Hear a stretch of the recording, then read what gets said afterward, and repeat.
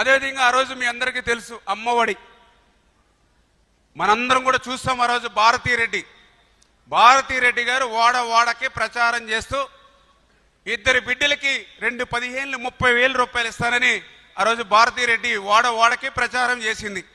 Videos సహా అన్నిట్లోనూ పేపర్లో ఉన్నాయి, టీవీలో ఉన్నాయి, అన్నీ మనం చూస్తాం. కానీ అధికారంలోకి వచ్చాక మాట తప్పి మడమ తిప్పి ఇద్దరు కాదని చెప్పి ఒకళ్ళకే ఇచ్చారు.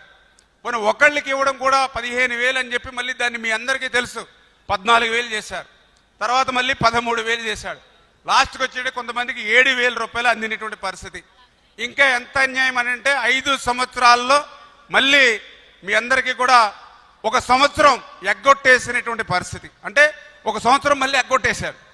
మరి అటువంటి వ్యక్తి ఈరోజు మరి fake welfare, fake button, fake CM అనడంలో అతిశయోక్తి ఏమీ లేనిటువంటి పరిస్థితి అని చెప్పి కూడా ఈ సందర్భంగా మరి మీ అందరికి కూడా తెలియజేసుకుంటూ ఉన్నా.